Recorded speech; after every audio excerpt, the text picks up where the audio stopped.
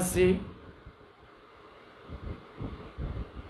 আমরা একজনের সাথে আরেকজনের দেখা হইলে বলি কিনা কেমন আছেন জিজ্ঞেস করলে অনেকের চেহারা কালো হয়ে যায়, ঠিক কিনা বলেন? নাই, ভালো নাই, কখনো এটা বলবো না। যে হালাতে যে অবস্থা আল্লাহ তাআলা রাখুক, যেভাবে আল্লাহ তাআলা রাখুক, জিজ্ঞেস করার সঙ্গে সঙ্গে ভালো আছে কথাটা বলাও সুন্নাতের খেলাফ। কোনো মুসলমান হোক, যে কোনো ব্যক্তি হোক, কোনো মুসলমানকে যদি জিজ্ঞেস করে ভাইজান কেমন আছেন, একজন মুসলমানের ইমানের দাবি হলো সঙ্গে সঙ্গে তার জবান থেকে বের হয়ে যাবে আলহামদুলিল্লাহ। কি বের হবে বলেন? পারবো না ইনশাল্লাহ? মনের ভিতরে হাজারো কষ্ট, হাজারো সমস্যা থাক, আলহামদুলিল্লাহ বলতে হবে, আল্লাহ তাআলার প্রশংসা করতে হবে, তাহলে আল্লাহ তাআলা খুশি হবেন। আইরে বান্দা, এত এত সমস্যা, এত এত পেরেশানি, এত টেনশন আর মনের ভিতরে, ফ্যামিলির মধ্যে এত ঝামেলা, তারপরে সমস্ত ঝামেলাকে উড্ড করে বান্দা জিগাইছে কেমন আছো, বলতেছে আলহামদুলিল্লাহ। মানে আল্লাহ তাআলা আমাকে যে হালাতে রেখেছেন, যেভাবে রেখেছেন, আলহামদুলিল্লাহ আমি ভালো আছি। আমিরুল মুমিনিন হযরত ওমর ফারুক রাদিয়াল্লাহু তাআলা আনহু বলেন, ভাইজান কেমন আছেন? রাখাল মানুষ, সে কি টাকা পয়সাওয়ালা? গরিব মানুষ হওয়ার কারণেই তো মানুষের ছাগলগুলি রোদের মধ্যে, মাঠের মধ্যে চড়াইতেছে। রাখাল ডেকে বলে আলহামদুলিল্লাহ, আল্লাহ তাআলা আমাকে অনেক ভালো রেখেছেন। আমিরুল মুমিনিন হযরত ওমর ফারুক রাদিয়াল্লাহু তাআলা আনহু ডেকে বলে, ভাইজান আমি একজন ভিনদেশী মুসাফির, আমি সফরে বের হয়েছি, আমি খুব ক্লান্ত, শ্রান্ত, ক্ষুধার্ত, পিপাসিত। তুমি তো অনেকগুলি দুধালু ছাগল চড়াইতেছো, যে ছাগলগুলি চড়াইতেছে এর মধ্যে অনেকগুলি ছাগল আছে যার দুধ দহন করা যায়। ভাইজান তুমি কি পারবে আমাকে একটু মেহমানদারি করতে? তোমার এই ছাগলের পালের মধ্যে থেকে একটা ছাগল ধরো, তার উলান থেকে দুধ তুমি কি করো, দহন করো, আমাকে একটু দুধ পান করাও, যাতে আমি শক্তি জোগাড় করতে পারি। রাখাল ডেকে বলে, ভাইজান আপনি ভিনদেশী মুসাফির, আপনাকে মেহমানদারি করাইতে পারলে আমিও খুশি হইতাম, কিন্তু ভাইজান দুঃখের বিষয় হলো আমি তো একজন রাখাল, আমার ডিউটি হলো ছাগলের দেখাশোনা করা, এদেরকে মাঠের মধ্যে ঘাস খাওয়ানো, সন্ধ্যা হইলে মালিকের বাসায় পৌঁছে দেওয়া।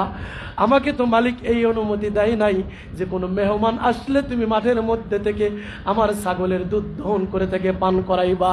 ভাইজান দুঃখিত, আমি আপনাকে দুধ পান করাইতে পারতেছি না, কারণ আমার মালিক দুধ পান করানোর অনুমতি দেয় নাই। সুবহানাল্লাহ বলবেন না? কথা বলে কি আমিরুল মুমিনিন একজন রাখালের সঙ্গে। আমিরুল মুমিনিনের কৌতূহল আরো বেড়ে গেল, হাইরে একজন রাখালের কেমন উদ্ধারি, তাকে লোভ দেখানোর জন্য বলতেছে, ভাইজান দুধ পান করাইবা না ঠিক আছে, কিন্তু তোমাকে আমি আর একটা অফারে দেই, যদিও আমি মুসাফির মানুষ, আমার পকেটের মধ্যে টাকা আছে, দুধ পান করার লাগবে না, তোমার একটা ছাগলের দাম কত, তার চাইতে ডাবল টাকা আমি তোমাকে দেব, তুমি আমাকে একটা দুধালো ছাগলই দিয়ে দাও, যে ছাগলের দুধ হয় এরকম একটা ছাগল আমাকে পরিপূর্ণভাবে দিয়ে দাও, বিনিময়ে তোমাকে অনেকগুলি টাকা আমি দেব, তুমি টাকা নিয়ে বড়লোক হইবা, তোমার উপকার হবে আর আমার উপকার হবে, আমার টাকা দিয়ে ক্রয়কৃত ছাগলের দুধ আমি পান করব, পরবর্তীতে ছাগল জবাই করে গোশত ভক্ষণ করব, আর তোমার মালিক জিজ্ঞেস করলে বলবা জঙ্গলের বাঘ এসে একটা ছাগল খায়া ফেলাইছে। রাখাল এবার মেজাজ খারাপ হয়ে গেছে,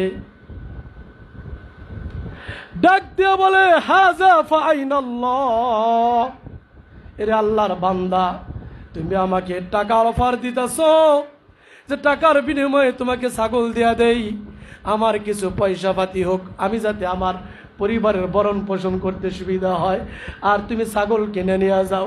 আরে আল্লাহর বান্দা, এই যে উন্মুক্ত প্রান্তরে ময়দানের মধ্যে তোমাকে ছাড়া, আমাকে ছাড়া কেউ যে নাই তুমি মনে করতেছো, হাযা ফাআইনাল্লাহ, তাহলে তোমার আর মাঝে কেউ নাই, আমার আল্লাহকে তুমি কোথায় রাখলে?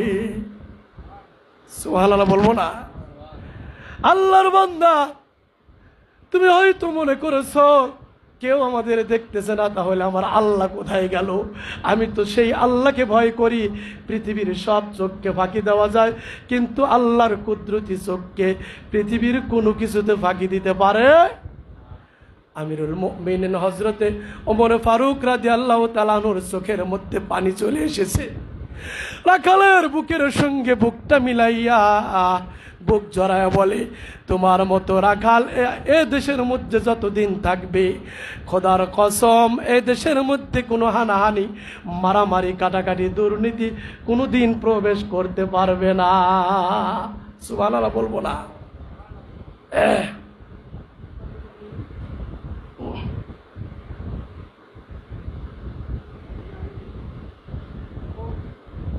মুআজ্জাজ মোহতারাম হাজিরিন,